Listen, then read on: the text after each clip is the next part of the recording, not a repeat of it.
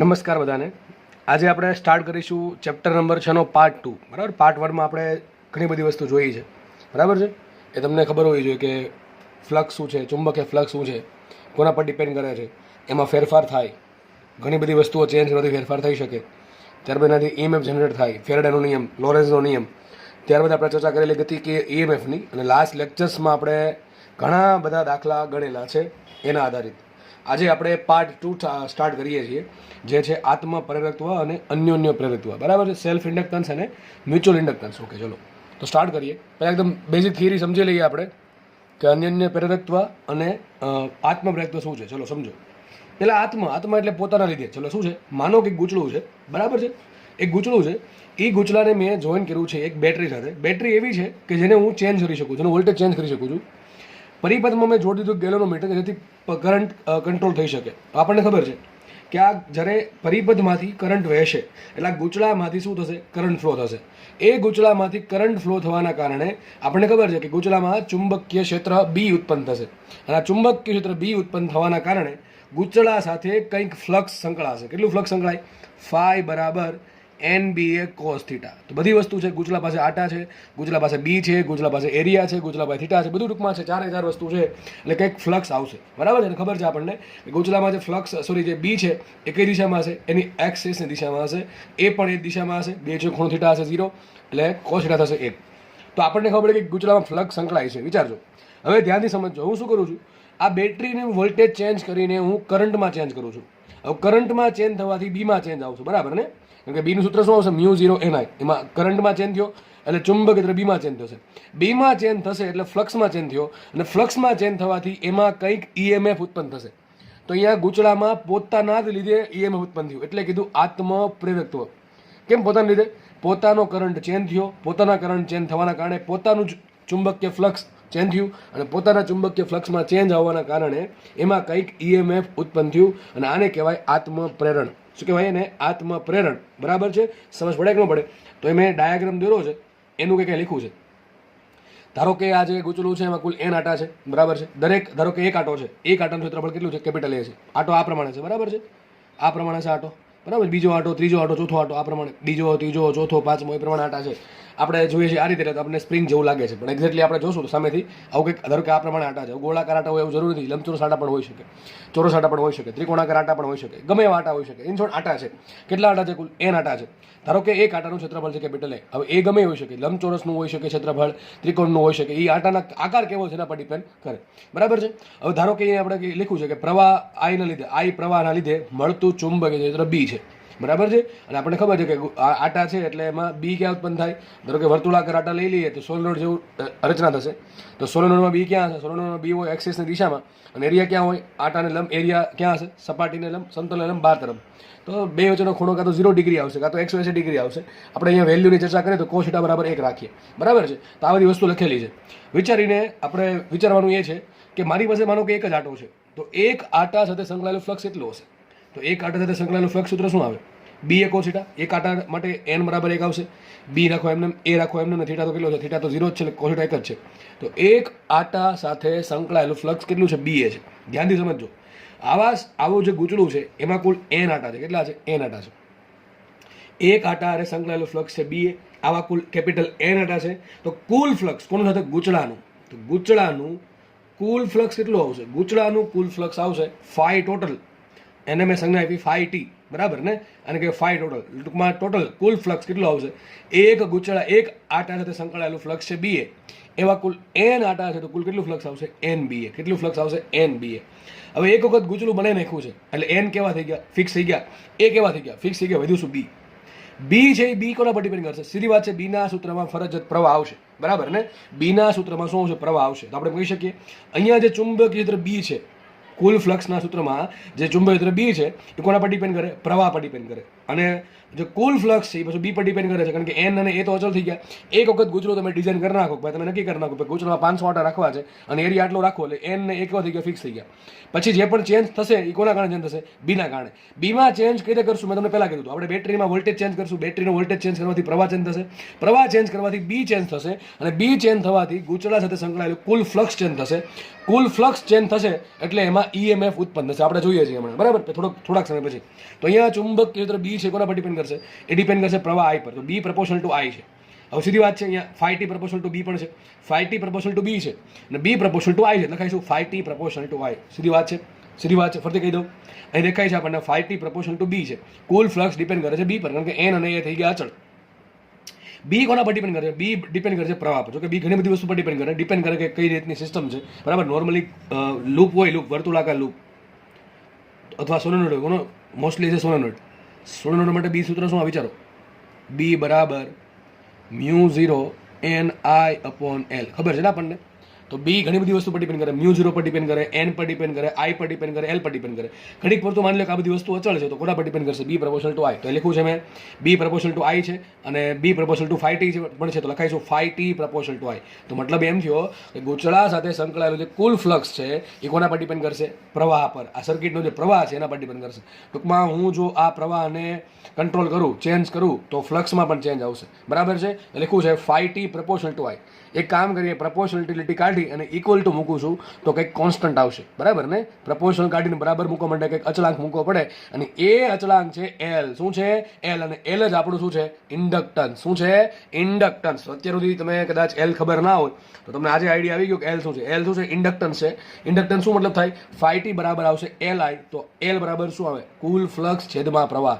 તો ઇન્ડક્ટન્સ હકીકત બીજું કાંઈ છે નહીં. ઇન્ડક્ટન્સ, ગૂંચળાનું ઇન્ડક્ટન્સ કોને કહેવાય? તો ગૂંચળા સાથે સંકળાયેલા કુલ ફ્લક્સને હું ગૂંચળામાંથી પસરતા પ્રવાહ વડે ભાંગી નાખું તો જે અચળાંક મળશે એ અચળાંકને કહેવાશે ઇન્ડક્ટન્સ L. બરાબર? શું કહેવાશે? Inductance L. સમજ પડે કે ન પડે? તો L બરાબર આવશે φt/I. બહુ IMP સૂત્ર, કામનું સૂત્ર, બહુ જ કામ લાગવાનું છે આપણને બધા દાખલા ગણવામાં આ થિયરીના, બરાબર છે. તો L બરાબર આવશે φt/I. તો તમને રકમમાં કોઈ ગૂંચળું આપી દેશે અને કહેશે કે L શોધો, તો શું કરવું પડશે? એ ગૂંચળા અરે કુલ કેટલું ફ્લક્સ સંકળાયેલું છે ભાંગ્યા ગૂંચળામાંથી કેટલો પ્રવાહ પસાર થાય છે, બેનો ભાગાકાર કરી નાખું તો મને શું મળે? L મળશે. શું મળશે? મને L મળશે. ધ્યાનમાં રાખવું, બરાબર છે. અહીંયા લેવાનું છે ગૂંચળા સાથે સંકળાયેલું કુલ ફ્લક્સ, બરાબર. સોરી, પહેલાં આપણે શું કરશું? એક આટારે સંકળાયેલું ફ્લક્સ શોધશું, પછી જોશું કેટલા આટા છે તો આપણે કુલ ફ્લક્સ મળી જશે. એ કુલ ફ્લક્સમાંથી પ્રવાહ કાઢી નાખીએ, પ્રવાહ વડે ભાંગી નાખીએ તો જે મળશે શું હશે? મારું ઇન્ડક્ટન્સ હશે ગૂંચળાનું. યાદ રાખજો, ગૂંચળાનું ઇન્ડક્ટન્સ હંમેશા અચળ હોય. એક વખત ગૂંચળું બની ગયું છે એટલે ઇન્ડક્ટન્સ થઈ જાય અચળ. આ પહેલાં જેવું છે. એક વખત અવરોધ બની ગયો હોય, એક વખત કેપેસિટર બની ગયું હોય એટલે બધું અચળ થઈ જાય. R અને C અચળ થઈ જાય. એ પ્રમાણે એક વખત ગૂંચળું બની ગયું છે, ડિઝાઇન થઈ ગયું છે અને L થઈ જાય અચળ. એ પ્રમાણે પછી તમે ચેન્જ કરો તો φt બદલે અને પ્રવાહ બદલે, બરાબર છે. આ પછી ગૂંચળામાં આપણે આટા બદલી નાખીએ, એનો એરિયા બદલી નાખીએ તો ડેફિનેટલી L બદલી જશે. પણ ધારો કે ગૂંચળું એમને ફિક્સ રાખો છો, બરાબર, જે આકારનું બનાવ્યું છે એટલું જ આકાર એ જ આકાર રાખો છો, એના આટા ફિક્સ રાખો છો, એનું માધ્યમ એનું જ રાખો છો તો L થઈ જશે અચળ.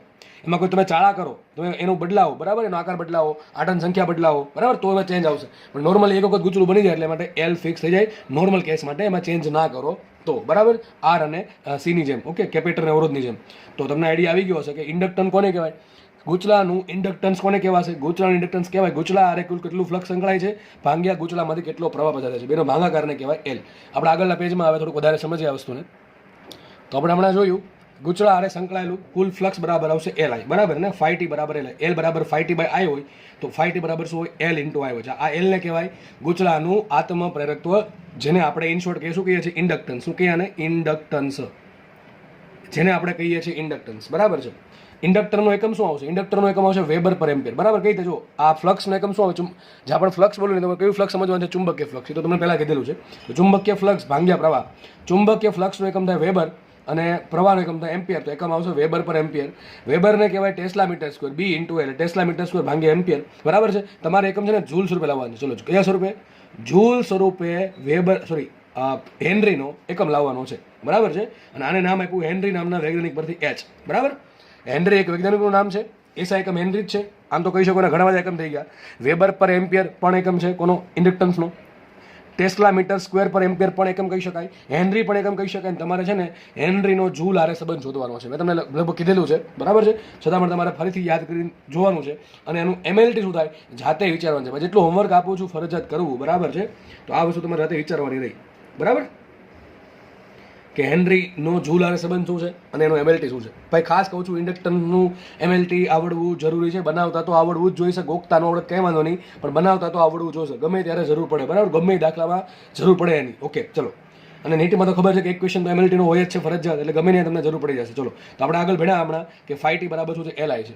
એક સૂત્ર આવી ગયું, એક સૂત્ર આપણને મળી ગયું ઇન્ડક્ટરનું. ઇન્ડક્ટરના કુલ 2 સૂત્ર ભણવાના છે, એક આપણે મળી ગયું છે, બીજું મેળવીએ. હમણાં તમને કીધું હતું પેલું ગૂંચળું હતું એમાંથી પ્રવાહ ચેન્જ કરીએ. પ્રવાહ ચેન્જ કરવાથી ખબર છે આપણે શું થાય, phi t ચેન્જ થાય, બરાબર. પ્રવાહ ચેન્જ કરવાથી phi t ચેન્જ થાય અને ફ્લક્સમાં ચેન્જ આવે એટલે શું ઉત્પન્ન થાય, EMF ઉત્પન્ન થાય. તો હવે આપણે જઈએ EMF તરફ કે ગૂંચળામાં કેટલું EMF ઉત્પન્ન થાય છે અને એ EMF ને કહેવાય ગૂંચળાનું આત્મપ્રેરકત્વ EMF, બરાબર. ઓકે, તો એ કારણ કે ગૂંચળાના પોતાના ફ્લક્સમાં ચેન્જ આવવાના કારણે ઉત્પન્ન થયું છે. ચલો તો મને પાસે ફ્લક્સ છે અને ફ્લક્સમાં ચેન્જ કોના કારણે આવશે, પ્રવાહના કારણે. પ્રવાહ બદલાવીશ તો ફ્લક્સ બદલશે. તો એક કામ કરીએ, આ જે સમીકરણ છે, સમીકરણ નંબર 1 અહીંયા ગણો, આ ગણો, એનું ટી સાપેક્ષ શું કરું, બે બાજુ વિકલન કરું. શું આવશે અહીંયા, d phi t by dt is equal two L રાખો એમ. જો ભાઈ L અચળ છે, મેં તમને પહેલા કીધું હતું, એક વખત ગૂંચળું બની જાય એટલે L કેવું થઈ જાય, અચળ. તો L થશે અચળ, આવશે di by dt. પણ sir d phi by dt Faraday નિયમ શું કહે, ફેરાડે નિયમ બોલો, ફેરાડેનો નિયમ શું કહે છે, નીચે લખ્યો જ છે કે ભાઈ આટલી ખબર હશે ભાઈ, એપ્સુલા બરાબર શું હોય, minus d phi by dt. તો વિચાર કરો, d phi by dt બરાબર શું લખાય, માઇનસ એપ્સુલા. શું લખાય, માઇનસ એપ્સુલા. તો d phi t by dt બરાબર શું લખું, માઇનસ એપ્સુલા, બરાબર આવશે આ પદ એમ L into di by dt. આ માઇનસ લઈ લઉં છું આ બાજુ, તો મને મળી ગયું ઇન્ડક્ટરનું બીજું સૂત્ર. શું મળશે, epsilon is equal to minus L di by dt. બહુ મહત્વનું ઇક્વેશન છે, બહુ જ કામનું છે. ઇન્ડક્ટરના કુલ તમને 2 સૂત્ર તમને આપ્યા, 2 આવડવા ફરજિયાત છે. તમને જો આત્મપ્રેરકત્વ આવડી ગયું, આ થિયરી આવડી ગઈ, તો અન્યોન્ય પ્રેરકત્વ આરામથી આવડી જશે. એમાં કાંઈ નવીન છે નહીં, બસ આ જ વસ્તુ છે, થોડુંક અલગ છે, બસ થોડુંક અલગ છે. એ થોડુંક તમને નુકસાન નહીં કરે કંઈ. તો ઇન્ડક્ટન્સના 2 સૂત્ર આપણને ખબર પડી ગઈ, phi t બરાબર LI, અને બીજું સૂત્ર ખબર પડી ગઈ V બરાબર અથવા એપ્સુલા બરાબર minus L di by dt. તમને આ વસ્તુ મેં એસીમાં પણ કીધેલી છે, એસીમાં મેં કીધું તો યાદ રાખજો આ વસ્તુ. તો V બરાબર હોઈ શકે L into di by dt અથવા simple minus L into di by dt. A minus શું બતાવે છે, માઇનસ બતાવે છે આપણે લોરેન્સ બળની હાજરી, યાદ છે ને, લોરેન્સના નિયમની હાજરી. ઓકે, તો હવે આપણે એ સમજીએ કે L કોના પર ડિપેન્ડ કરે. L ઘણી બધી વસ્તુ પર ડિપેન્ડ કરે. આ લખ્યું છે L બરાબર શું થાય, phi t upon I, બરાબર ને. L બરાબર શું થાય, phi t upon I. તો કોના પર ડિપેન્ડ કરે છે, ફ્લક્સ પર ડિપેન્ડ કરે. અને ફ્લક્સ કોના પર ડિપેન્ડ કરે, યાદ કરો, ફ્લક્સ બરાબર શું હોય, n b a cos theta. તો ફ્લક્સ જેના પર ડિપેન્ડ કરતું હોય એના પર L ડિપેન્ડ કરતું હોય, પણ અહીંયા છેદમાં I જશે, પાછો છેદમાં I જશે. જો B છે ને, B એ બીનું સૂત્ર નોર્મલ શું હોય, માનો કે સોલેનોઇડ છે. કોણ છે, સોલેનોઇડ છે. તો સોલેનોઇડ માટે B કેટલું હોય, μ0 ni. કેટલું હોય, μ0 ni. હવે આ તો ફ્લક્સ છે, એને ભાંગ્યા હું શું કરું, પ્રવાહ કરું, તો મને શું મળે, તો મને મળે L. તો L નું સૂત્ર શું આવશે, વિચારો થોડું. આ n એમને રાખો, બરાબર છે. આ B જગ્યાએ શું લખી નાખું છું, μ0 n by L, બરાબર ને. I ઉડી જશે, into A into cos theta. આટલી વસ્તુ પર ડિપેન્ડ કરે નોર્મલી. આ જસ્ટ ખાલી તમને આપ્યું સાઈડમાં, આપણે એનો ડિટેલમાં અભ્યાસ કરશું, ચિંતા ના કરો, બરાબર. જસ્ટ સમજવા માટે લખ્યું છે. તો L કોના પર ડિપેન્ડ કરે, આટાની સંખ્યા પર ડિપેન્ડ કરે, μ0 પર ડિપેન્ડ કરે, એરિયા પર ડિપેન્ડ કરે, લંબાઈ પર ડિપેન્ડ કરે, થીટા પર ડિપેન્ડ કરે. આટલી બધી વસ્તુ પર ડિપેન્ડ કરે છે, બરાબર. તો લખ્યું છે અહીંયા L કોના પર ડિપેન્ડ કરશે, ગૂંચળાના આટાની સંખ્યા પર. આપણે ચિંતા ના કરો, જોશું આખું સૂત્ર જોશું ફરીથી આપણે કે ભાઈ L કોના પર ડિપેન્ડ કરશે. તો નોર્મલ અત્યારે યાદ રાખી લો કે L ડિપેન્ડ કરશે ગૂંચળાના આટાની સંખ્યા પર. કેટલા આટા છે, જેટલા આટા વધારે એટલું ઇન્ડક્ટર વધારે, બરાબર છે. બીજું ડિપેન્ડ કરશે ગૂંચળાના માધ્યમ પર. આવું કેમ લખ્યું છે મેં, આવું એટલા માટે લખ્યું છે કે સૂત્રમાં μ0 પણ આવે છે. જો μ0 ક્યારે વાપરી શકો તમે, જ્યારે સોલેનોઇડની અંદરના ભાગમાં શું હવા હોય, તો શૂન્યાવકાશ હોય, ત્યારે અહીંયા μ0 આવશે. પણ માનો કે સોલેનોઇડની અંદરના ભાગમાં કોઈ મીડિયમ ભર્યું છે, બીજું શૂન્યાવકાશ સિવાયનું બીજું કોઈ માધ્યમ છે, તો ત્યાં આવશે μ, બરાબર ને ભાઈ. તમે μ0 વાપરો છો સૂત્ર, B બરાબર μ0 ni. આવું ક્યારે વાપરો છો, આવું તો જ વાપરી શકો કે ભાઈ વસ્તુ છે ક્યાં છે, શૂન્યાવકાશમાં છે અથવા હવાના માધ્યમમાં. ચલો એટલું માનો. પણ માનો કે પાણીના માધ્યમ હોય તો બીજું કોઈ માધ્યમ હોય તો ત્યાં μ0 નહીં આવે, કે μ આવે.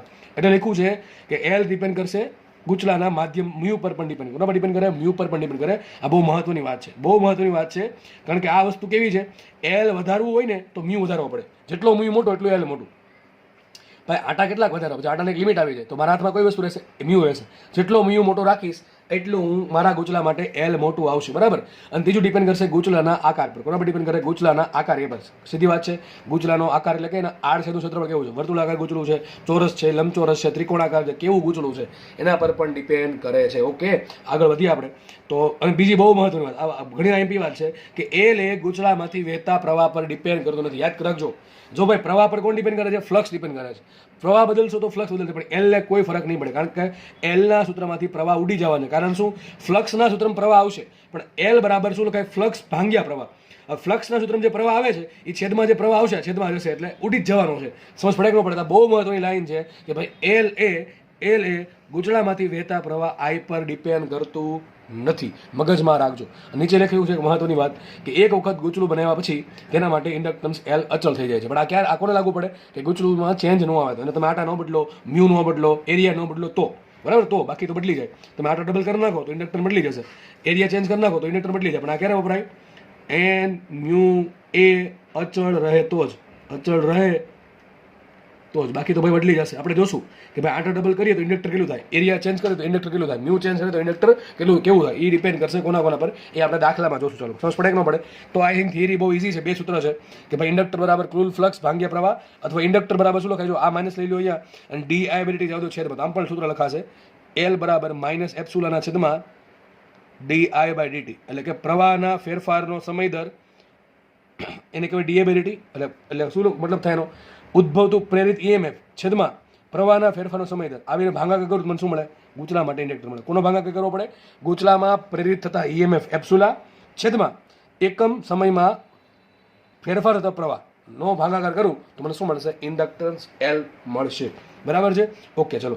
તો તમે આમે કહી શકો કે માનો કે 1 સેકન્ડમાં પ્રવાહમાં 1 એમ્પિયરનો ફેરફાર થતો હોય, અથવા એકમ સમયમાં પ્રવાહમાં 1 એમ્પિયરનો ફેરફાર થાય તો ગૂંચળામાં જે ઈએમએફ ઉત્પન્ન થાય એને કહેવાય ઇન્ડક્ટન્સ. બરાબર? ચોપડીની વ્યાખ્યા છે, સિમ્પલ વ્યાખ્યા છે. વિચારો ભાઈ ડીઆઈ બાય ડીટી બરાબર 1 મૂકી દઉં, ડીઆઈ બાય ડીટી બરાબર 1 મૂકી દઉં, સભી શું થયું? એલ બરાબર ઈ. બરાબર? શું સાબિત થાય? એલ બરાબર ઈ. ટૂંકમાં કોઈ ગૂંચળું છે, એ ગૂંચળાનો પ્રવાહમાં ચેન્જ એટલો કરું છું કે માનો કે 1 સેકન્ડમાં ગૂંચળામાં 1 એમ્પિયરનો ફેરફાર થાય. હું કંઈક એવું ગૂંચળું બનાવું છું અને એને એ પ્રમાણે પ્રવાહ આપું છું કે 1 સેકન્ડમાં ગૂંચળામાંથી વહેતો પ્રવાહ 1 એમ્પિયરનો ફેરફાર થાય તો ગૂંચળામાં જે ઈએમએફ ઉત્પન્ન થશે એ જ ગૂંચળાનું ઇન્ડક્ટન્સ કહેવાશે. સિમ્પલ વાત છે. બરાબર? સમજ પડે તો ઠીક છે, બાકી સૂત્ર તો યાદ રાખવાનું છે. એપ્સિલા બરાબર minus L DI by DT, અથવા એલ બરાબર minus epsilon by DI by DT. સમજવાનો પ્રયત્ન કરો મેં હમણાં શું બોલ્યો છું એ. ઓકે, આગળ વધીએ આપણે. હવે આગળ વધતા પહેલાં આપણે દાખલો ગણી નાખીએ તો તમને થોડો વધારે આઈડિયા આવશે. બરાબર? ઇન્ડક્ટન્સ એલનો. ચલો, રકમમાં આ રકમ બનાવી છે મેં. આ દાખલો કેટલી બધી વખત પૂછાઈ ગયો છે, અથવા દાખલા આધારિત દાખલાઓ, આ દાખલા આધારિત બીજા દાખલાઓ કેટલી બધી વખત પૂછાણા છે અલગ અલગ એક્ઝામ્સમાં. ધ્યાનથી સમજો દાખલો. બરાબર? દાખલામાં કંઈ છે નહીં, તમને હમણાં આવડી જશે. ચલો, શું છે? એન આટાવાળા આર ત્રિજ્યાના સોલેનોઇડમાંથી પ્રવાહ પસાર કરતા સોલેનોઇડ સાથે સંકળાયેલું આત્મપ્રેરક શોધો. અથવા તમને એમ પણ પ્રશ્ન પૂછી શકે કે સોલેનોઇડનું ઇન્ડક્ટન્સ શોધો. અહીંયા આમ રકમ આખી આવી છે. એન આટાવાળા, એલ લંબાઈના, અને આર ત્રિજ્યા, એલ બદલી નાખું છું, એલ સ્મોલ એમ કરી નાખું છું. શું કરી નાખું? Small L.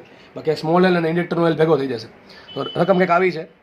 N આટાવાળા, small L લંબાઈના અને કેપિટલ આર ત્રિજ્યાના સોલેનોઇડમાંથી પ્રવાહ પસાર કરતા સોલેનોઇડ સાથે સંકળાયેલું આત્મપ્રેરક શોધો, અથવા સોલેનોઇડનું ઇન્ડક્ટન્સ શોધો. ચલો, તો ઇન્ડક્ટર માટે બે સૂત્ર છે. એક તો છે કયું? એલ બરાબર 5t અપોન આઈ, અને બીજું કયું છે? Minus epsilon upon DI by DT. સમયની તો કોઈ વાત આવતી નથી. સિમ્પલ આપણે સૂત્ર કેવા આવશે? મોટા ભાગે આ જ સૂત્ર આવશે. એલ બરાબર 5t અપોન આઈ. સૂત્ર શું કેવું આવશે? એલ બરાબર 5t અપોન આઈ. તમારે શું શોધવું પડે? સોલેનોઇડ સાથે સંકળાયેલું ફ્લક્સ, કુલ ફ્લક્સ કેટલું છે ભાગ્યા કરી નાખું પ્રવાહ. બહુ સિમ્પલ દાખલો છે. મને શું મળે જશે? એલ મળી જાય. એક કામ કરું, સોલેનોઇડ દોર નાખું અહીંયા.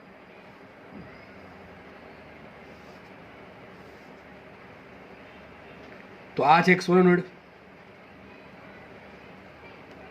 આમાં શું છે? એન આટા છે આ પ્રમાણે 1 2 3, આમ કરતા કરતા લગભગ કેટલા એન આટાઓ છે. બરાબર? આવા અલગ અલગ એન આટાઓ છે. બરાબર છે? તો વિચાર કરો, એક આટા સાથે સંકળાયેલું ફ્લક્સ કેટલું? એક આટા સાથે સંકળાયેલ ફ્લક્સ કોના? સોલેનોઇડના. કેટલો આવશે બોલો? બી ઇન્ટુ એ. કેટલો આવશે? બી ઇન્ટુ એ. તો માટે એન આટા સાથે સંકળાયેલ ફ્લક્સ એટલું કેટલું આવશે? 5t ને. બરાબર ને? હવે કેટલું આવશે? NBA. જો આ કેસમાં કોસીટા એક જ થઈ ગયો, કોસીટા થઈ ગયો. હવે તમને ભાઈ ખબર ન પડે કોસીટા કેમ એક થાય તો ભાઈ અઘરું ટેન્શન છે તમારા માટે.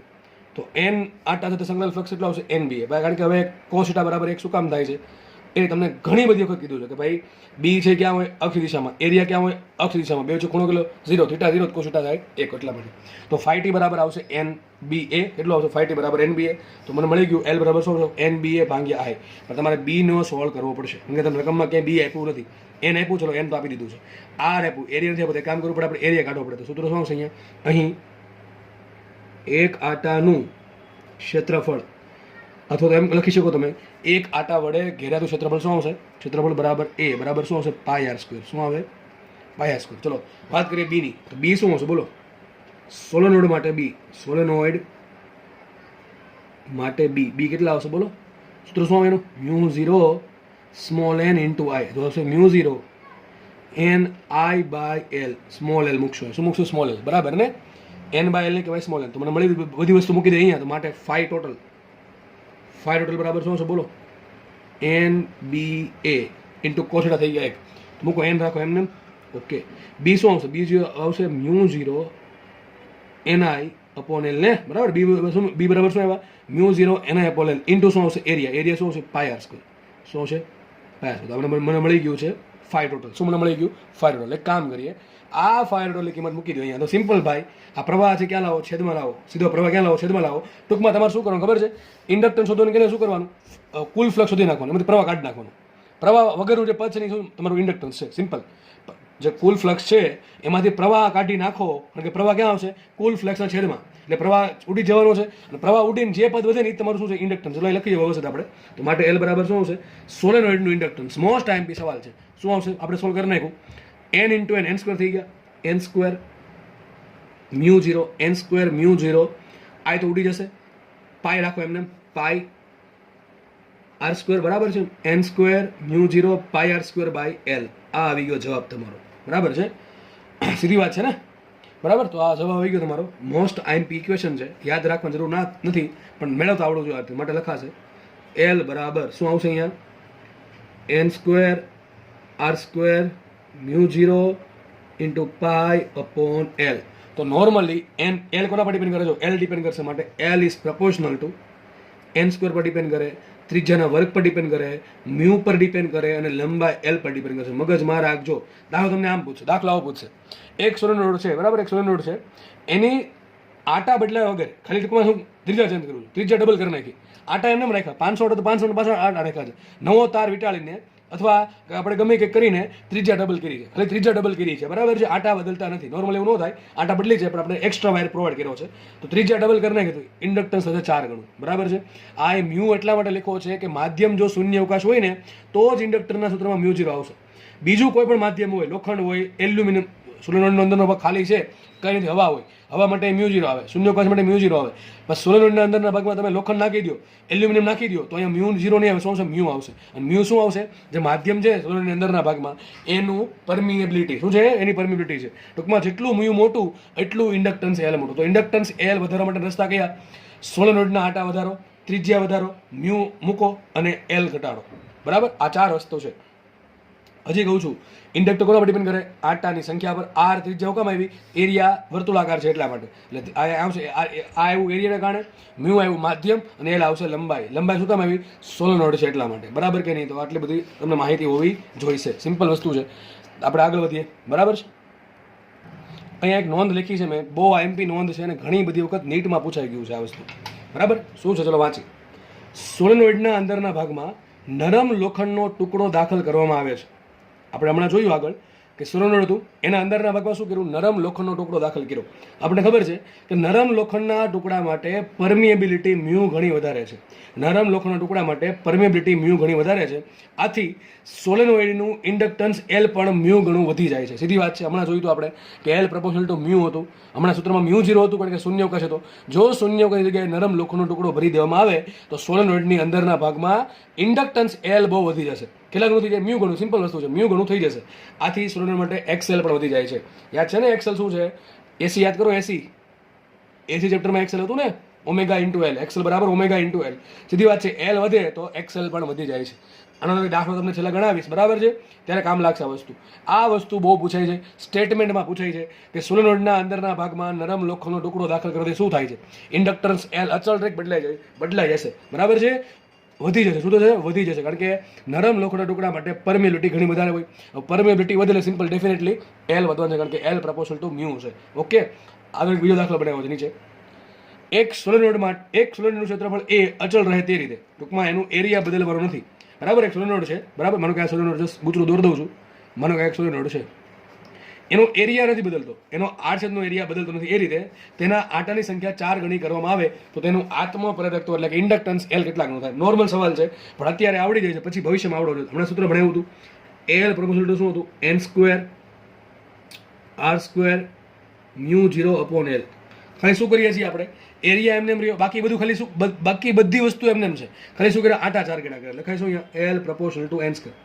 L proportional to N square. હવે આટા 4 ગણા કરીએ, એન 4 ગણા થયા તો આગળ ગણાવવાની જરૂર નથી. કેટલું થશે? 16 ગણું. બરાબર ને? પણ બીજી વસ્તુ શું છે એમાં? આર નો બદલવો જોઈએ, ટૂંકમાં આર છેદનો એરિયા નો બદલવો જોઈએ, મ્યુ 0 ના બદલવું જોઈએ, એલ ના બદલવું જોઈએ. આ બધી વસ્તુ હોય તો જ આવું થાય, બાકી લખાય નહીં. બરાબર છે? લખી નાખું. લંબાઈ પણ એમને જ રહે છે, એલ અચળ રહી છે, એલ પણ અચળ. ઓકે, લખી નાખજો આટલું. દાખલા આવા આવડવા જોશે. બરાબર, ડેફિનેટલી તમને આવડવા જોશે. એક તો મ્યુમાં ચેન્જ કર્યો, આ બહુ કામની રીત છે. યાદ રાખજો, મોટા ભાગના કેસમાં છે ને નરમ લોખંડનો ટુકડો હોય જ છે અંદર. બરાબર છે?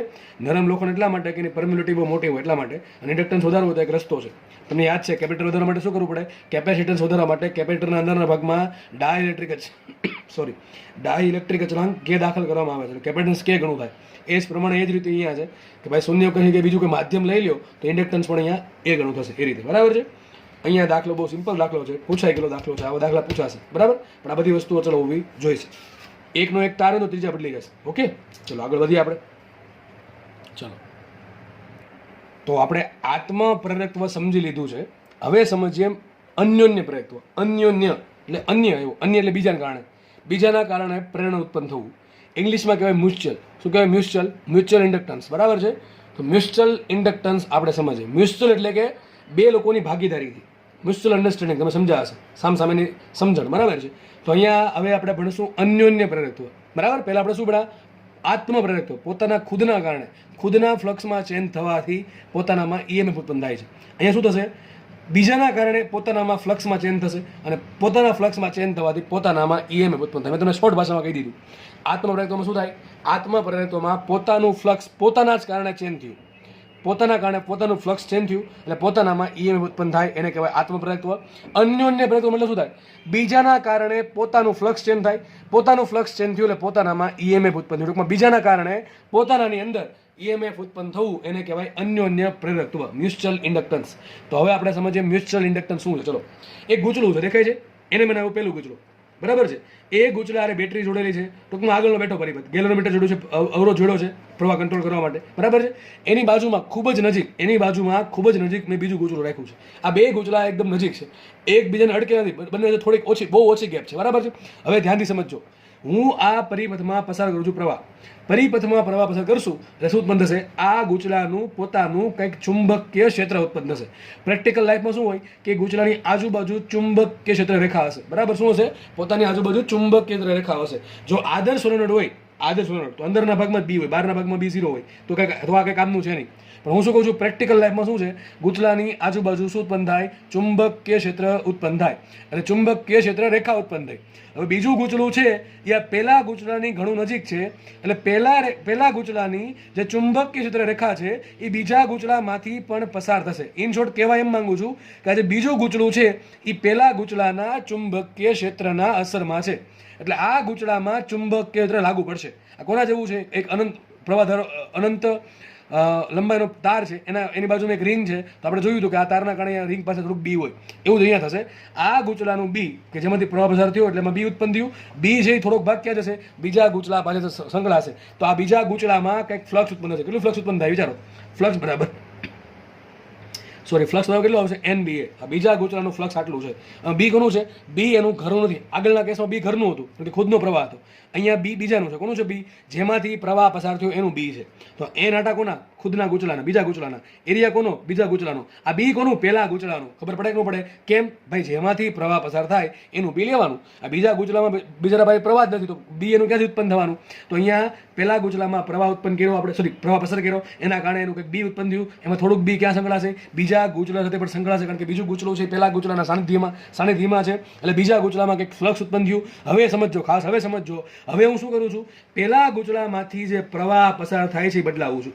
પહેલા ગૂંચળાનો પ્રવાહ બદલાવી તો પહેલા ગૂંચળામાં જે બી ઉત્પન્ન થયું એ પણ બદલાશે. એના કારણે એ બીમાંથી જે બીજા ગૂંચળા હારે બી સંકળાયેલું, પહેલા ગૂંચળાનું થોડુંક બી ક્યાં સંકળાયેલું છે? બીજા ગૂંચળા હારે, એ પણ બદલશે. અને એ બદલશે તો પહેલા બીજા ગૂંચળાનું, ફરીથી કહું છું, પહેલા ગૂંચળામાં પ્રવાહ બદલાયો એટલે પહેલા ગૂંચળાનું બી બદલ્યું. પહેલા ગૂંચળાનું બી બદલવાથી પહેલા ગૂંચળામાંથી થોડુંક બી જે બીજા ગૂંચળા સંકળાયેલું હતું એ પણ બદલશે, એટલે બીજા ગૂંચળાનું ફ્લક્સ બદલાનું, અને બીજા ગૂંચળાનું ફ્લક્સ બદલવાથી બીજા ગૂંચળામાં ઈએમએફ ઉત્પન્ન થશે. અને આને કહેવાય અન્યોન્ય પ્રેરકત્વ. જો અન્યના કારણે, અન્ય કેમ? ભાઈ બીજા પહેલા ગૂંચળામાં આપણે પ્રવાહ બદલો, આની અસર સીધી અહીંયા થઈ, વિચાર કરો, આની અસર સીધી બીજા ગૂંચળામાં થઈ. મેં પ્રવાહ બદલ્યો પહેલા ગૂંચળામાં, અસર થઈ ઈએમએફમાં સીધા શેમાં બીજા ગૂંચળામાં. એટલે આને કહેવાય અન્યોન્ય પ્રેરકત્વ. પહેલા કેસમાં શું હતું? પહેલા કેસમાં આવું હતું, એક જ પોતે એક જ ગૂંચળું છે, બરાબર છે, પોતે એક જ ગૂંચળું છે, એમાં પ્રવાહ બદલાયો એટલે એનું ફ્લક્સ બદલાવાનું, ફ્લક્સ બદલવાથી એમાં પોતાનામાં ઈએમએફ ઉત્પન્ન થશે. આમાં ઊંધું છે, જો બીજું છે, થોડુંક અલગ છે. અલગ એ રીતે છે કે આપણે પ્રવાહ શેમાં બદલાવીએ? પહેલા ગૂંચળામાં. પણ એના કારણે જે પહેલા ગૂંચળાનું બી જે બીજા ગૂંચળા સંકળાયેલું છે, બરાબર, એમાં થોડુંક ચેન્જ આવશે. એમાં ચેન્જ આવવાથી ફ્લક્સમાં ચેન્જ આવશે,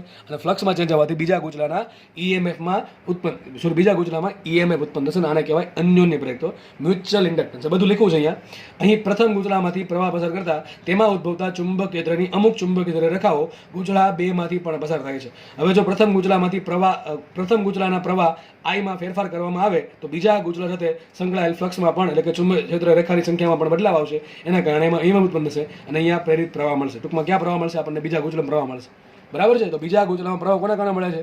પહેલા ગૂંચળાના પ્રવાહમાં ચેન્જ કરીને, ટૂંકમાં અન્યના પ્રવાહમાં ચેન્જ કરીને પોતાનામાં પ્રવાહ ઉત્પન્ન થયો. આને કહેવાય અન્યોન્ય પ્રેરકત્વ, બરાબર છે. તો લખ્યું છે અહીંયા બીજા ગૂંચળાનું કુલ ફ્લક્સ. યાદ રાખજો, કોનું ફ્લક્સ છે? આ બીજા ગૂંચળાનું ફ્લક્સ. સૂત્ર શું આવશે? Phi total. સીધું લખી નાખ્યું, ફાઈ ટોટલ. કોનું? બીજાનું. ફાઈ ટોટલ ઓફ બી, બરાબર, sorry, phi total of 2 is equal to શું આવશે? સૂત્ર શું આવશે ફ્લક્સનું? એન બી એ. આમાં આટા કોના? પછી જેનું ફ્લક્સ હોય એના આટા હોય. તો કોનું ફ્લક્સ છે? આ બીજાનું, તો એના બીજાના આટા ઇન્ટુ એરિયા. એરિયા કોનો લેવાનો? એરિયા લેવાનો જેનો ભાઈ ફ્લક્સ હોય એનો એરિયા લેવાનો. N2 into A2. B1 કોનું લેશું? સોરી, બી શું લેશું? બી શું લેશું આપણે? પહેલા ગૂંચળાનું ચુંબકીય ક્ષેત્ર કે જે બીજા હારે સંકળાયેલ છે, લેશું આપણે B1. તો લેશું આપણે B1. તો ફાઈ ટોટલ કેટલો આવશે? ફાઈ ટોટલ આવશે N2 B1 ઇન્ટુ A2. મહત્તમ આવ્યું, બરાબર છે. તો બીજા ગૂંચળા સાથે સંકળાયેલો ફ્લક્સ શું આવશે? અહીંયા N2 B1 ઇન્ટુ A2. ખાસ સમજો ભાઈ, B1 શું કામ આવ્યું? જો પોતાનો જ પ્રવાહ હોય તો ખુદનું બી આવશે, પણ અહીંયા તો પોતાની પાસે પ્રવાહ જ નથી. એ પ્રવાહ ઉત્પન્ન થશે હજી, બરાબર. એ પાછો પ્રવાહ બહુ ઓછો હોય ભાઈ, બહુ વધારે ન હોય, બરાબર છે. તો પહેલા ગૂંચળાનો પ્રવાહ છે, એના કારણે પહેલા ગૂંચળાનું ચુંબકીય ક્ષેત્ર B1 છે, અને B1 માંથી અમુક ભાગે સંકળાયેલો છે, બરાબર. એના કારણે ફ્લક્સ ઉત્પન્ન થાય છે. તો માનો કે બધું B1 સંકળાય છે, બરાબર, જસ્ટ સમજી લેવું. તો બીજા ગૂંચળામાં કુલ ફ્લક્સ આવશે N2 B1 A2. યાદ રાખજો, N2 B1 A2. હજી એક પદ આવે cos થીટા. એ આપણે cos થીટાને 1 રાખ્યું છે. કેટલું રાખ્યું છે? 1 રાખ્યું છે. પણ આપણને ખબર છે, આપણને ખબર એ છે કે બીજા આપણે જે પહેલા ગૂંચળાનો જે બી છે, બી એ કોના પર ડિપેન્ડ કરે? પહેલા ગૂંચળાના પ્રવાહ પર. કોના પર ડિપેન્ડ કરે? પહેલા ગૂંચળાના પ્રવાહ I1 પર. કોના પર ડિપેન્ડ કરે? પહેલા ગૂંચળાના પ્રવાહ I1 પર. તો લખ્યું છે B1 પ્રપોઝલ ટુ I1. પેલી હમણાં થિયરી ભણી ભાઈ, એક થિયરી બેઠી છે અહીંયા. તો B1 પ્રપોઝલ ટુ આવશે I1, અને આપણને ખબર છે, માનો કે N2 અચળ કરી નાખું, A2 અચળ કરી નાખું, લખાશે શું? Phi total of phi T of 2 is proposal to B1. B1 proposal to I1 તો લખાય શું છે?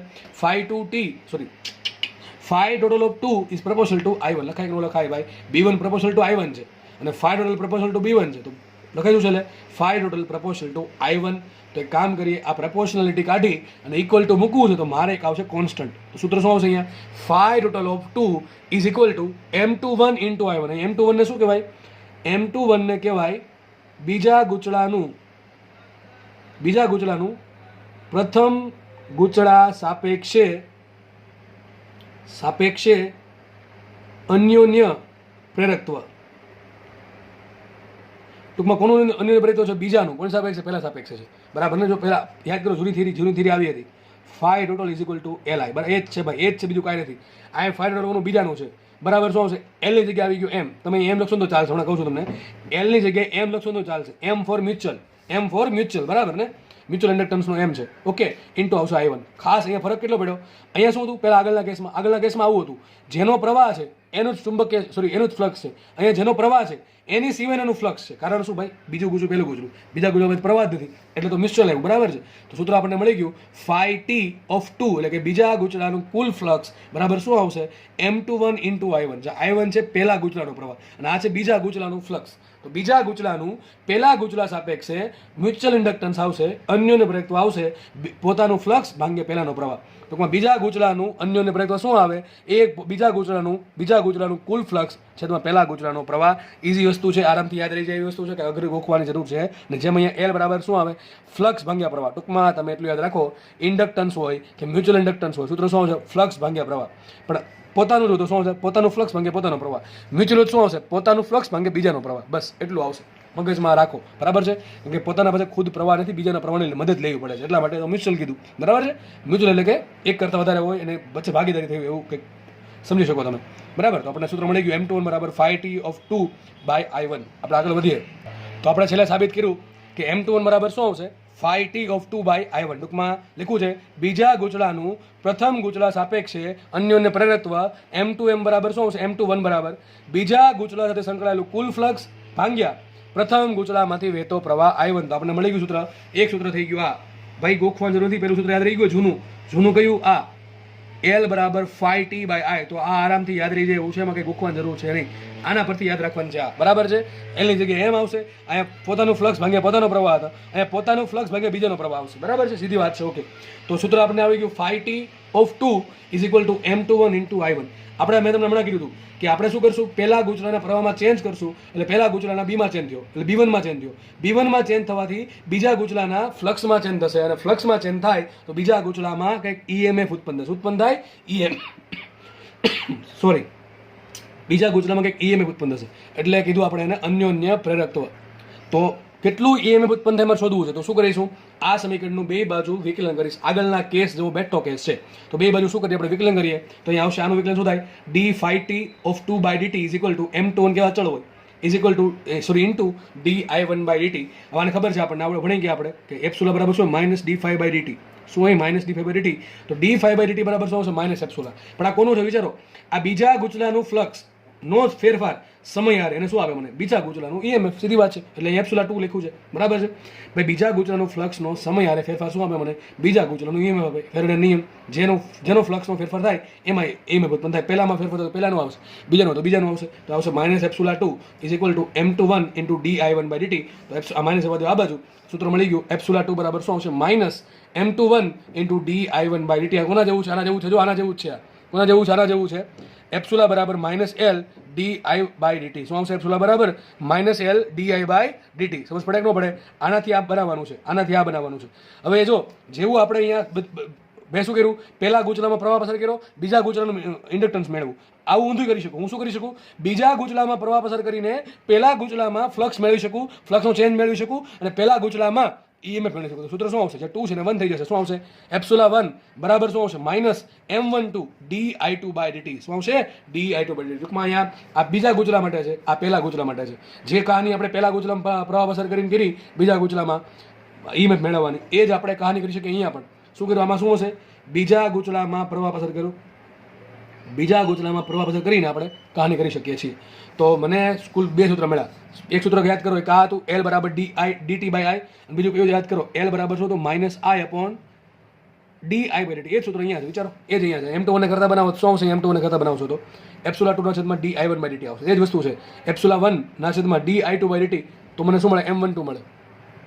ઇન શોર્ટ મારો કહેવાનો તાત્પર્ય તમને એમ છે કે તમને ઇન્ડક્ટરના સૂત્ર આવડે તો મ્યુચ્યુઅલ ઇન્ડક્ટન્સના ઓટોમેટિક આવડી જશે, કે વાર લાગશે નહીં. બે સૂત્ર છે, તો L બરાબર dt/I અને એક L બરાબર -εpsilon dI/dt. બરાબર છે. એ પ્રમાણે મ્યુચ્યુઅલ ઇન્ડક્ટરના સૂત્ર તમને મળશે ઓટોમેટિકલી. આપણે આગળ વધીએ. હવે હમણાં જે વાત કરી મેં એ જ વાત એ લખેલી છે કે પ્રથમના બદલે જો બીજા ગૂંચળામાં પ્રવાહ પસાર કરીને તેમાં ફેરફાર કરવામાં આવે તો પ્રથમ ગૂંચળાનું અન્યોન્ય પ્રેરકત્વ શું મળે? M12 મળે. મતલબ કે પહેલા ગૂંચળાનું પ્રેરકત્વ બીજાની સાપેક્ષે. બરાબર છે. હવે આરામથી એવું સાબિત કરી શકાય કે જે M12 છે એ જે M21 છે એ બરાબર M છે. ટૂંકમાં તમારે કંઈ અલગ યાદ નથી રાખવાનું. M12 ની કિંમત જેટલી આવે એટલી જ કિંમત M21 ની આવે, એટલી જ કિંમત M ની આવે. બરાબર છે. તો જે સૂત્ર એપ્સિલોન 2 નું હતું હમણાં, સૂત્ર શું હતું એપ્સિલોન 2 નું? એપ્સિલોન 2 બરાબર -M2 ની જગ્યાએ આવું લખી શકો. એપ્સિલોન 2 બરાબર -M dI1/dt. આવું પણ લખી શકો તમે. એપ્સિલોન 1 બરાબર -M dI2/dt. બરાબર કે નહીં? સમજ પડી જોઈએ. તમે આવું પણ લખી શકો ભાઈ, સિમ્પલ, કે φ2 કોનું? બીજાનું. બરાબર શું આવશે? M × I1. ટૂંકમાં M21 કે M12 ઓળખો તો ચાલે, કારણ કે જેટલું M12 છે એ જ M21 છે. બરાબર, આપણે સિમ્પલ એમ જ નામ આપી દીધું. બરાબર છે. ટૂંકમાં ઇન શોર્ટ L ની જગ્યાએ M કરવાની છે બસ. તો φ21 બરાબર શું લખાય? M × I2. ટૂંકમાં બે અલગ અલગ આવે બસ, કારણ કે પહેલા ગૂંચળાનો ફ્લક્સ શું હોય? બીજા ગૂંચળાનો પ્રવાહ લેવા દેવા છે. બીજા ગૂંચળાના ફ્લક્સને પહેલા ગૂંચળાના પ્રવાહ લેવા દેવા છે, કારણ કે બીજા ગૂંચળામાં તો પ્રવાહ જ નથી, એટલા માટે 1 2 અહીંયા આવશે. ટૂંકમાં મેં શું કર્યું ભાઈ? ખાલી આ જે 1 2 હતા એ કાઢી નાખ્યા છે. 1 2 2 1 હતા એ કાઢી નાખ્યા. સિમ્પલ એની જગ્યાએ શું લખી નાખ્યું? M લખી નાખ્યું છે. તો બધી આખા સૂત્ર જેટલો આપણે ભણ્યા અત્યારે અન્યોન્ય પ્રેરકત્વ આ 10-15 મિનિટમાં, એ બધું સૂત્ર આખું અહીંયા આવી ગયું. જો લખ્યું છે અહીંયા M12 બરાબર M21 બરાબર M બરાબર શું આવશે? વિચારો, પહેલા ગૂંચળાનું ફ્લક્સ ભાગ્યા બીજા ગૂંચળાનો પ્રવાહ, બરાબર આમ પણ લખી શકાય બીજા ગૂંચળાનું કુલ ફ્લક્સ છેદમાં પહેલા ગૂંચળાનો પ્રવાહ, બરાબર આમ પણ લખી શકાય માઇનસ એપ્સિલોન 1 ના છેદમાં di2 બાય dt, બરાબર આમ પણ લખી શકાય માઇનસ એપ્સિલોન 2 ના છેદમાં di1 બાય dt. આ ચારનો ઉપયોગ કર્યો છે. વિચાર કરો એમને કરતા બનાવો તો છેદમાં જશે નહીં જાય, બરાબર સૂત્ર આવા આવશે. તમારે યાદ રાખવાની જરૂર છે ભાઈ, બરાબર છે. અને આ યાદ નો આના પર યાદ રહી જશે. એલ બરાબર શું લખાય? એલ બરાબર લખાય કુલ ફ્લક્સ છેદમાં પ્રવાહ, અથવા આમ પણ લખાય માઇનસ એપ્સિલોન છેદમાં di બાય dt. અહીંયા 1 આવે તો 2 આવે, જો એમ હોય તો અહીં 2 આવે તો નીચે 1 આવશે, બરાબર છે. તો બસ આ સૂત્ર તમને છેલ્લે સૂત્ર આવડવા જોશે, બસ આટલા. તો અત્યાર સુધીમાં જે પણ આપણે આ ભણ્યા છીએ 40 મિનિટમાં એનો તાત્પર્ય છેલ્લે આટલો નીકળે છે બસ. અને તમને જે સમજણ મળી હોય અલગથી, બરાબર છે કે ઇન્ડક્ટરને કોને લેવા દેવા છે. તો ઇન્ડક્ટન્સ શું છે એક્ઝેક્ટલી? ઇન્ડક્ટન્સમાં બીજું કાંઈ છે નહીં. શું છે? કુલ ફ્લક્સ છેદમાં પ્રવાહ છે. શું છે? કુલ ફ્લક્સ ના છેદમાં પ્રવાહ, પણ એક અચળાંક છે. આ કુલ ફ્લક્સ છેદમાં પ્રવાહનો ગુણાકાર કેવો રહે? સોરી, કુલ ફ્લક્સ ના છેદમાં પ્રવાહનો ગુણોત્તર કેવો રહે? અચળ રહે છે. અને જે અચળાંક છે એને નામ આપ્યું ઇન્ડક્ટન્સ, બરાબર છે. તો આ થઈ ગયા મ્યુચ્યુઅલ ઇન્ડક્ટન્સના સૂત્ર, અને આ થઈ ગયા ખાલી આત્મ પ્રેરકત્વ. આને કહેવાય અન્યોન્ય પ્રેરકત્વ, આને કહેવાય આત્મ. યાદ ખબર પડવી જોઈએ અહીંયા કેમ શબ્દ આત્મ આવે છે અને કેમ શબ્દ અન્ય આવે છે. જે લોકો વ્યવસ્થિત સમજ્યા હશે અને ડેફિનેટલી આઈડિયા આવી ગયો હશે કે અન્ય અને આત્મ શબ્દ શું કહેવા માંગે છે, સમજ પડે કે નહીં? તો આપણે હવે આગળ વધીએ. મોસ્ટલી આપણે દાખલા પર પ્રયાણ કરીએ. ખાસ આનો એકમ શું છે? હેનરી છે. હેનરી, આનો એકમ પણ હેનરી જ છે, બરાબર છે. મગજમાં રાખો, ઇન્ડક્ટન્સ એમ હોય કે એલ હોય, બેનો એકમ હેનરી જ છે. હવે તમને કોન્સેપ્ટ કેટલો સમજ પડ્યો છે એ ખબર પડશે દાખલા પરથી. દાખલા આપણે સોલ્વ કરીએ તમને આઈડિયા આવશે. ચલો શું કહે છે જુઓ. R1 ત્રિજ્યા, N1 આટા અને સ્મોલ એલ કરી નાખું છું, બરાબર છે. સ્મોલ એલ લંબાઈના સોલેનોઇડના અંદરના ભાગમાં R2 ત્રિજ્યા, N2 આટાવાળું ગૂંચળું ગોઠવેલું છે. એવું નથી લખ્યું પણ સમજી લેજો કે ભાઈ બેની અક્ષ સરખી છે, સમઅક્ષીય લખી નાખું, સમઅક્ષીય ગૂંચળું ગોઠવેલું છે. ટૂંકમાં બેની અક્ષ સરખી છે. સોલેનોઇડનામાંથી પ્રવાહ પસાર કરતા તેની અંદર ગોઠવેલા ગૂંચળાનું અન્યોન્ય પ્રેરકત્વ શોધો. ભાઈ વિચાર કરો, મારે શોધવાનું છે અન્યોન્ય પ્રેરકત્વ કોનું? અંદર ગોઠવેલા ગૂંચળાનું. પણ હકીકત એમ પણ કહી શકાય કે ભાઈ સોલેનોઇડનું અન્યોન્ય પ્રેરકત્વ પણ કહી શકાય. કારણ શું? એનું હમણાં કીધું M21 બરાબર M12 બરાબર એમ જ છે. ટૂંકમાં તમને આમ પણ પ્રશ્ન પૂછી શકે કે અંદર ગોઠવેલા ગૂંચળાનું અન્યોન્ય પ્રેરકત્વ શોધો, અથવા સોલેનોઇડનું અન્યોન્ય પ્રેરકત્વ શોધો, અથવા સંતરાનું અન્યોન્ય પ્રેરકત્વ શોધો. વસ્તુ એકની જ છે. આપણે દાખલો ગણીએ. ચલો પેલે એક કામ કરે, દોર નાખો સોલેનોઇડ. માનો કે આ છે સોલેનોઇડ, બરાબર. સિમ્પલ વસ્તુ છે, બરાબર છે. સોલેનોઇડ આટા કેટલા? આ થઈ ગયું સોલેનોઇડ. સોલેનોઇડ એક દાખલો શાંતિથી સમજી લેજો ને એટલે કોઈ પણ દાખલા તમને આવડશે. ધ્યાનથી દાખલો સમજો હું કેમ ગણું છું. આ થઈ ગયું સોલેનોઇડ. ચલો આટા કેટલા? એમાં આટા ત્રિજ્યાની R1 છે, ત્રિજ્યા આપી R1, ત્રિજ્યા આપી R1, બરાબર છે. આટા કેટલા છે? N1, આટા આપ્યા N1. સોલેનોઇડના આટા N1 છે. એની લંબાઈ છે કેટલી? L. કેટલી લંબાઈ છે? L લંબાઈ. ઓકે, હવે શું કરીએ છીએ? આ સોલેનોઇડની અંદર ગોઠવ્યું ગૂંચળું. શું ગોઠવું છે? અંદરના ભાગમાં ગૂંચળું ગોઠવું છે. મને કઈ ગૂંચળું ગોઠવું છે, એ ગૂંચળું સાઈડમાં દોરું છું, ધારો કે ગૂંચળું છે આ પ્રમાણે. તો આ છે અંદર ગોઠવેલું ગૂંચળું. છેલ્લે આપણે ભેગા કરી દઈશું. આ થઈ ગયું ગૂંચળું. આ ગૂંચળા માટે શું કીધું છે મને? ગૂંચળાની ત્રિજ્યા આપી R1. ટૂંકમાં ત્રિજ્યા આપી એટલે શું થઈ ગયું? મતલબ ગોળાકાર જ હશે. ત્રિજ્યા R2 છે. એના આટા આપ્યા. આટા કેટલા આપ્યા? N2. આટા આપ્યા N2. ઓકે, આટલું મને કીધું છે. હવે શું કર્યું આપણે? બેન ભેગા કરી દઈએ. ટૂંકમાં આ પ્રમાણે ડિઝાઇન આખી આવી છે. આ સોલેનોઇડ છે,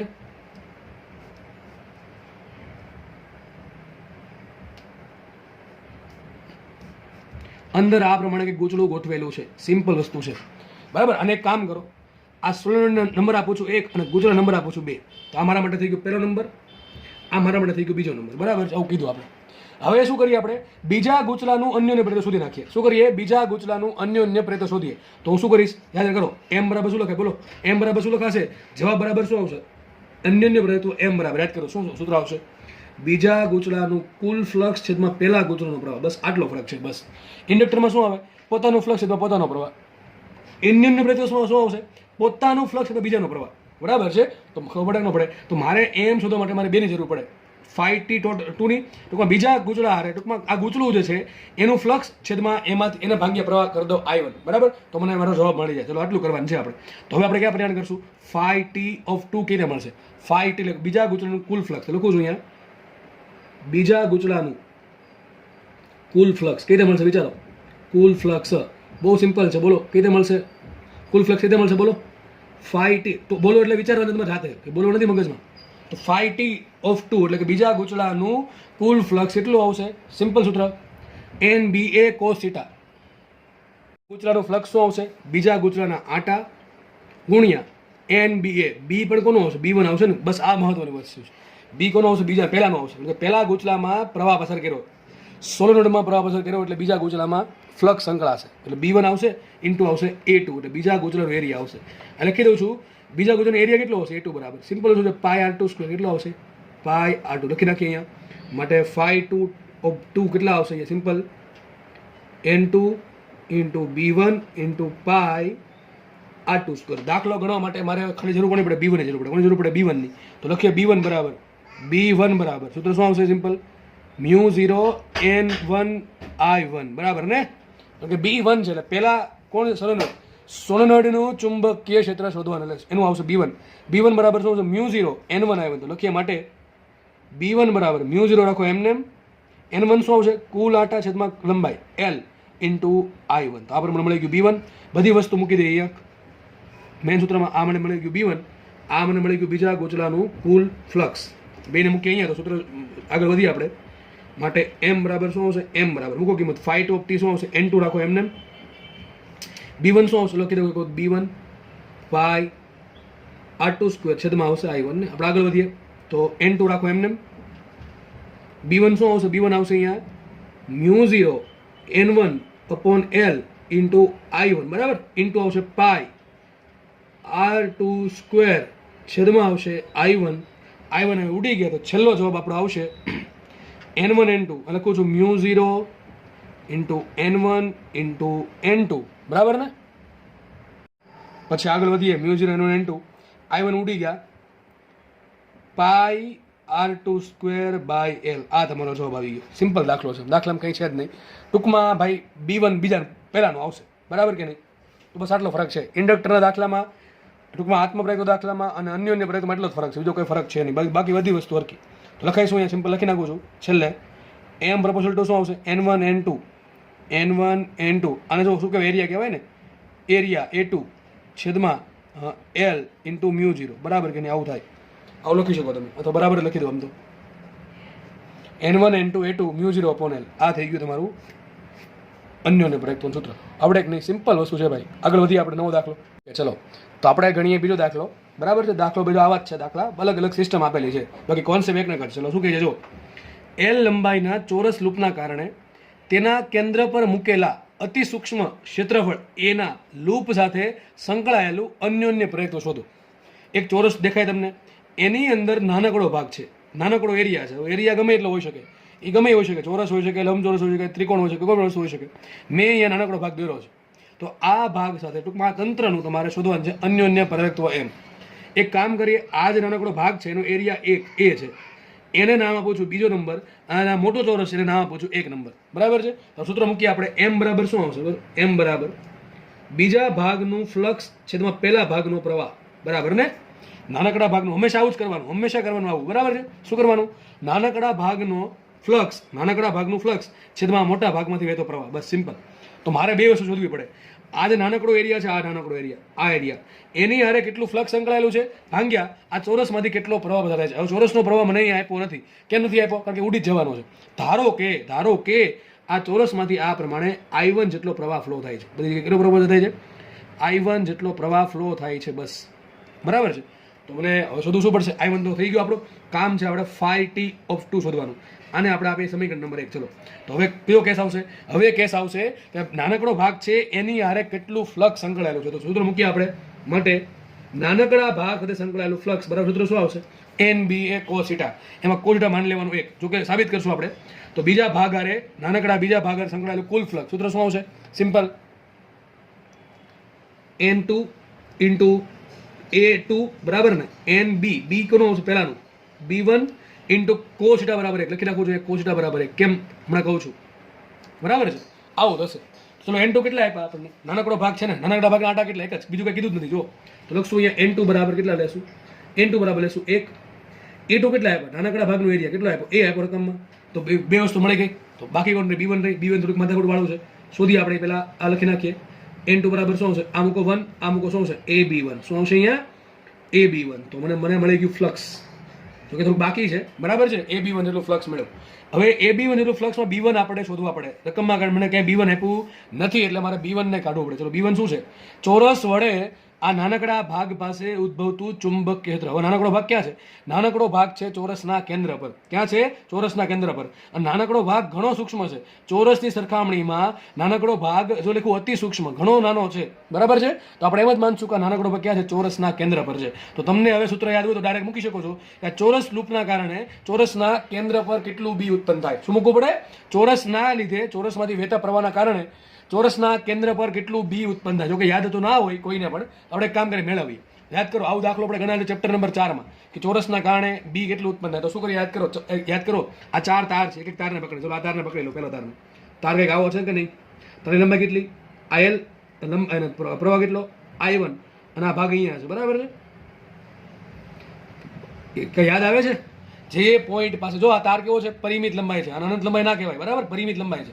તો પરિમિત લંબાઈના તારના કારણે કોઈ બિંદુ પાસે મારે શોધવું છે ચુંબક ક્ષેત્ર. મળશે કે નહીં મળે? સૂત્ર શું આવશે? B બરાબર μ0 I upon 4πy કૌંસમાં cos θ1 પ્લસ cos θ2. યાદ છે કે નહીં? એમાં cos θ1 શું છે? આ ખૂણો θ1 છે, આ ખૂણો θ2 છે. ભાઈ ખબર પડે કે નહીં?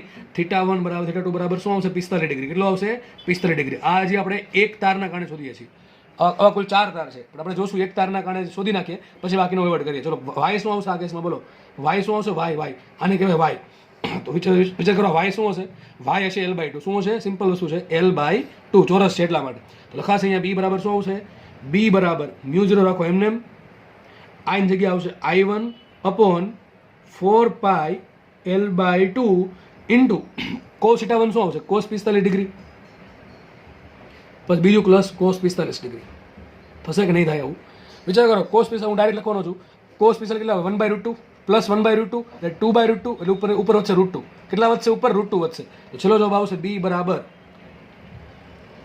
ફરીથી કહું છું, 1/√2 પ્લસ 1/√2, 2/√2 ને કહેવાય √2 આવશે ઉપર, ના 2 જશે ઉપર.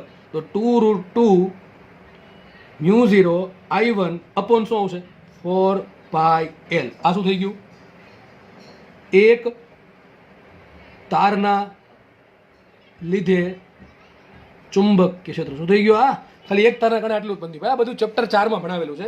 હું પાછો રિવિઝન નહીં કરવાનો કે આ કેમ મળે. એના માટે ચેપ્ટર 4 ઓલરેડી યુટ્યુબમાં પડેલ છે, જોઈ લેવું શાંતિથી. અથવા ચોપડો ક્યારેક રિવિઝન કરવો તો મજા આવે. બરાબર છે? એક તારના કારણે આટલું બી ઉત્પન્ન થયું. બી કઈ દિશામાં છે? વિચારો. બી ક્યાં છે? વિચારો. તો એક તારમાં બધી શું કરવાનું? તારમાં જે દિશામાં પ્રવાહ છે એ દિશામાં અંગૂઠો રાખવાનો. આંગળી ક્યારે અંદર હશે? બી ક્યાં આવશે? બધાને કારણે જો વિચારો. આ તારના કારણે કેવું અંદર આવ્યું? ચલો આ તારના કારણે ક્યાં આવશે? અંદર આવશે. પછી વિચાર કરો, આ તાર છે, આ તાર એના કારણે ક્યાં આવશે? અંદર આવશે. અને છેલ્લે આ તાર જેના કારણે ક્યાં આવશે? અંદર આવશે. તો 4 4ના કારણે ક્યાં આવશે? 4 4ના કારણે અંદર જ આવશે. તો આ થઈ ગયું B1. બરાબર? તો લખું છું અહીંયા, એક કામ કરું, સાઈડમાં લખું અહીંયા.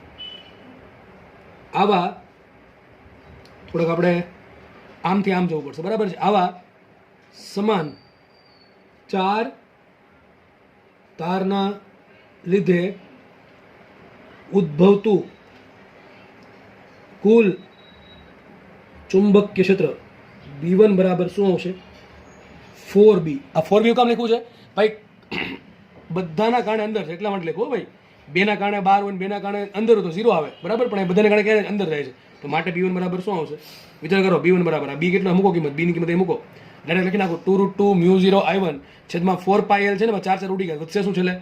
2√2 μ0 I1 અપોન શું આવશે અહીંયા? πL. આ મને મળી ગયું B1. શું મને મળી ગયું? B1 મળી ગયું. તો એ તો મારે શોધું હતું. B1 તો મળ્યું હતું. બરાબર છે? આ B1 મળી ગયું. B1 ની કિંમત મૂકું છું અહીંયા. તો માટે લખાશે phi total of 2 બરાબર એરિયા રાખો એમને. અને B1 શું આવશે?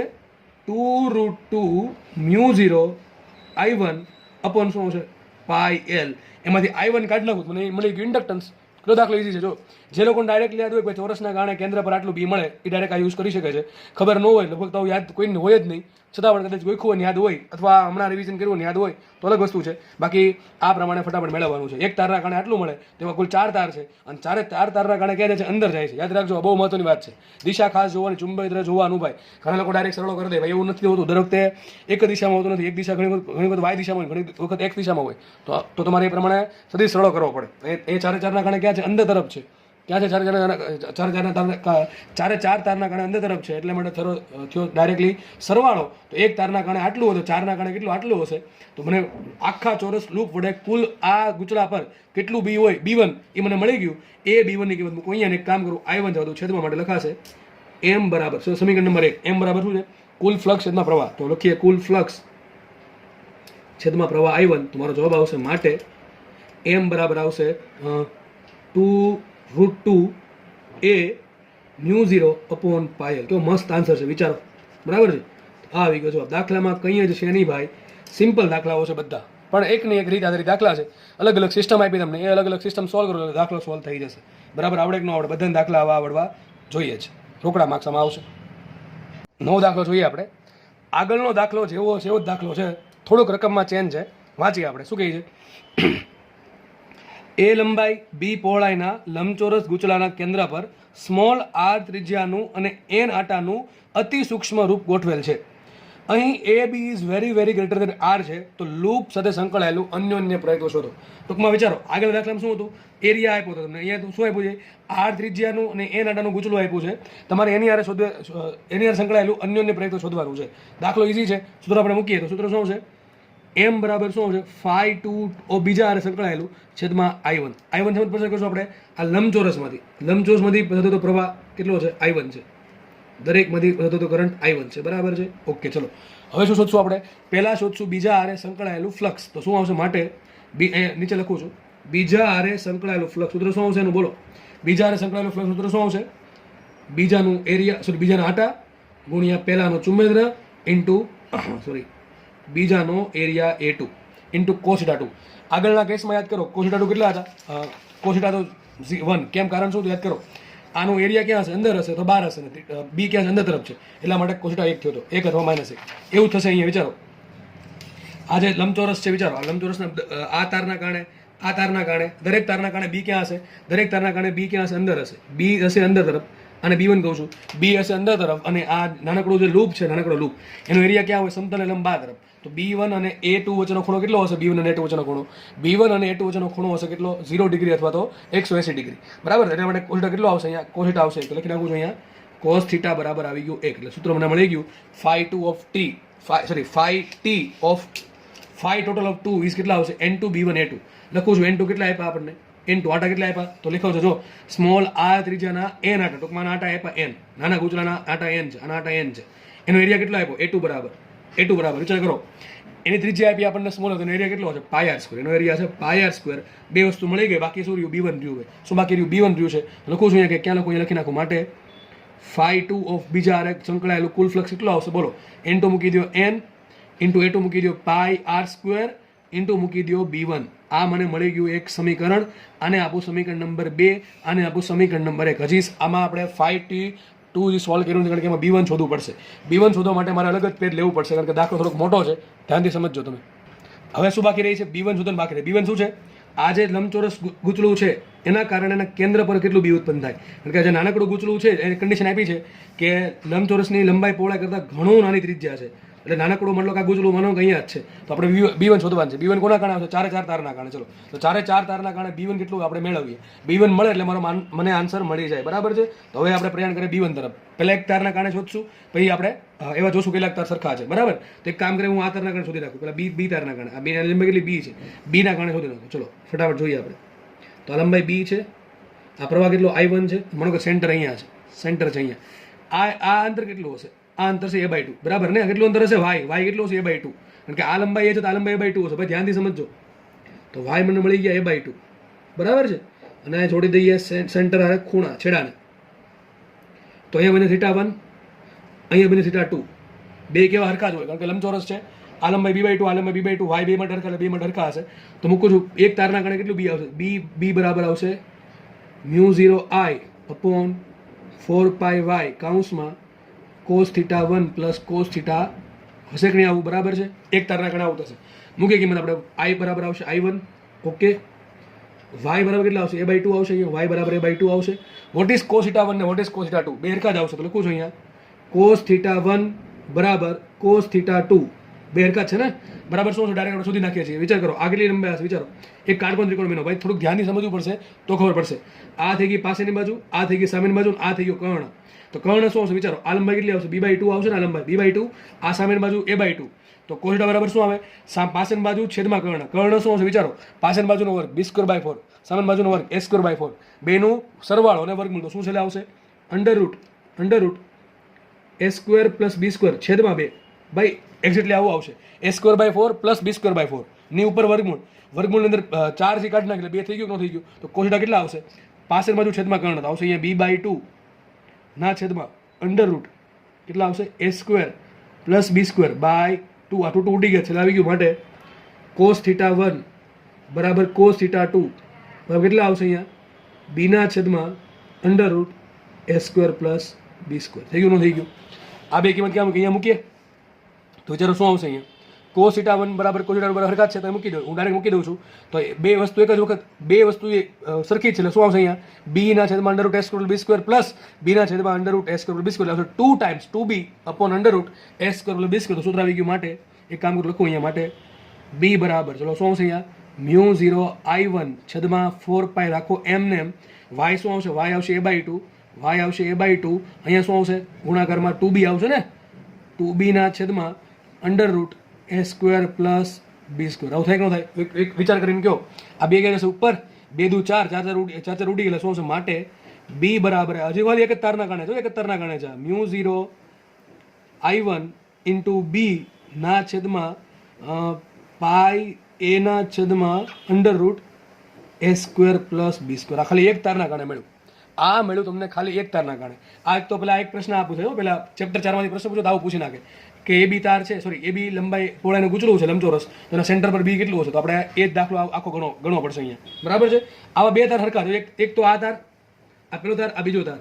આ બે તાર કેવા હરખા છે ને જો આની લંબાઈ કેટલી B આની લંબાઈ કેટલી B આના માટે a/2 આના માટે a/2. તો પેલો તાર અને બીજો તાર 1 અને 2 ના કારણે B કુલ B કેટલો આવશે B બરાબર કુલ B કેટલો આવશે આને B કહું છું B કેટલો આવશે આનો ગુણાકાર સોરી B નો સરવાળો તો કેટલો આવશે 2 μ0I1 b ના છેદમાં π a under route a² + b². લખું બંને તારના લીધે. તમારે થોડુંક વ્યવસ્થિત તમારી ભાષામાં લખી નાખવું કે આ સમીકરણ ક્યાંથી આવ્યું. એક તાર આ છે ને એક તાર ભાઈ ચાર તાર હરખા નથી. ચોરસમાં શું હતું બધા તાર હરખા હતા બધા તાર હરખા નથી એ મગજમાં રાખવું. આ બે તાર હરખા છે આ તાર બે હરખા અને આ બે તાર હરખા. એકના કારણે મેળવવું એટલું જ બીજાના કારણે આવશે. આના કારણે કેટલું અંદર છે આના કારણે અંદર જ છે તો બેના કારણે કેવું અંદર છે તો કુલ કેટલું અંદર આવશે કે નહીં આવે. થરકાને નામ આપી દઉં છું b' નામ આપું છું b' નામ આપું છું તો બે તારના કારણે કેટલું મળ્યું b' મળ્યું ક્યાં આટલું મળશે. એવું જ ગણતરી આપણે આના માટે કરવી પડે. ચલો આના માટે શોધું છું ઉપર ફટાફટ.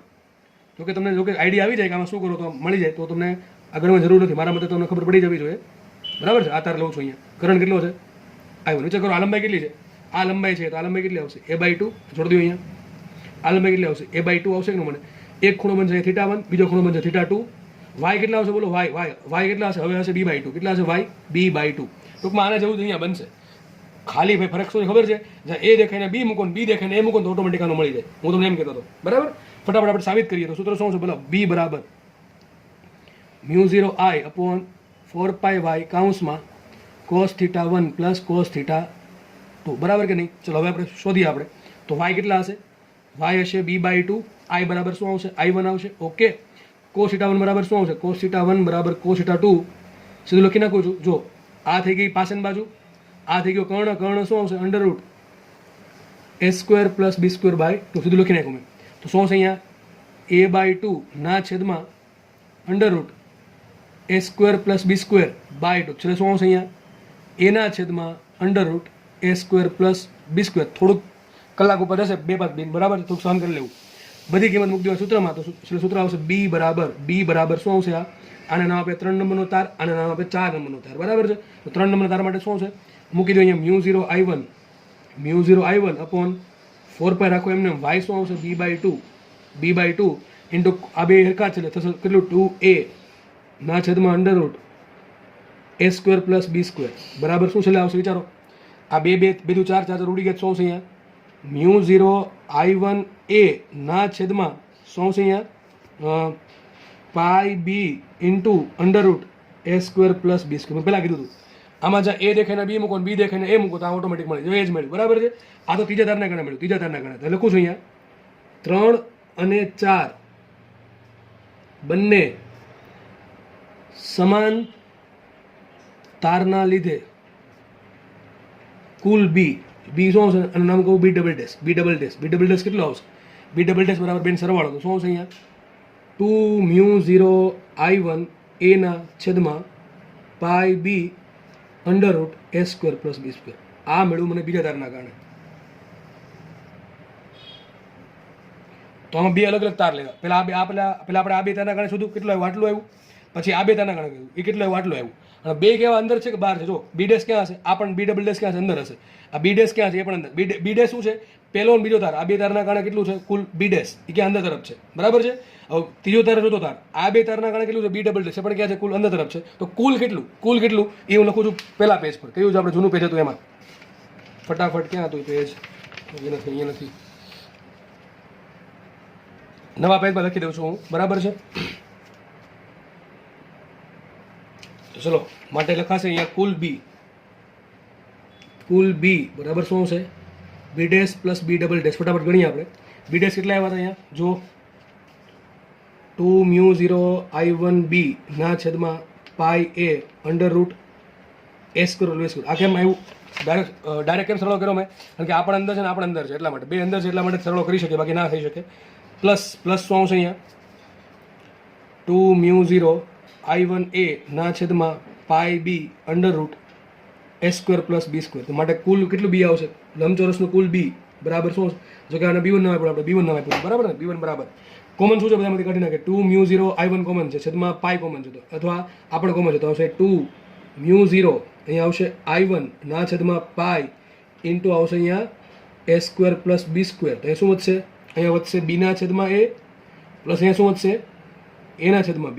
એક કામ કરું, ડાયરેક્ટ લસા લેવાનું. તો લસા શું આવશે? અહીંયા જો આવું પદ આવશે, અહીંયા પદ આવું આવશે b² + a² ના છેદમાં ab. ઉપર પદ કયું છે?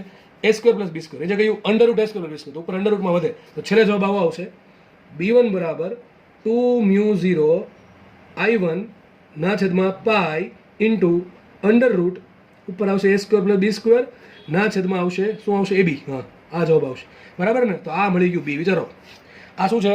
લંબચોરસના કારણે એના કેન્દ્ર પર આટલું બી હોય. હવે યાદ કરો દાખલો આપણો ક્યાં હતો? દાખલો અહીંયા હતો. મેન દાખલો અહીંયા છે, બરાબર ને? મેન દાખલો અહીંયા છે.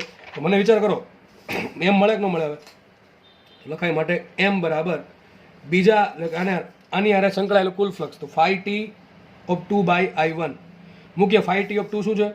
n પાઈ r² b1. તો એ મૂકીએ n પાઈ r² b1 ના છેદમાં I1. મૂકીએ કિંમત આપણે, તો n પાઈ r² એમ રાખો. મૂકો આખું પર 2μ0I1 અપોન પાઈ ab √a² + b² ના છેદમાં પાછો I1 તો ખરો જ. છેલ્લો જવાબ આવશે માટે કેપિટલ M બરાબર. વિચિત્ર મજા આવે દાખલો છે, હવે ઉડી ગયા, બરાબર છે. n 2n બરાબર 2nμ0 પછી r² ઇન્ટુ √a² + b² ના છેદમાં ab. આ આવી ગયો આપણો જવાબ, બરાબર છે. તો દાખલો થાય છે. પૂરો દાખલો થોડોક મોટો હતો, કારણ કે આ બી શોધવામાં ઘણી બધી માથાકૂટ આપણે કરવી પડી. કેમ માથાકૂટ કરવી પડી? કારણ કે આ બે તારના કારણે શોધવું પડે, આ બે તારના કારણે શોધવું પડે, બેનો કરવો પડે સરવાળો, છેલ્લે આવશે બી આટલું, અને એ બી મૂકીએ આપણે આમાં, તો છેલ્લે મને એમ મળી જશે, બરાબર? આપણે સમીકરણનો આ યુઝ કર્યો છે. તો આપણે લેક્ચર અહીંયા રાખીએ. નેક્સ્ટ લેક્ચરમાં આપણે વધારે આગળ વધશું.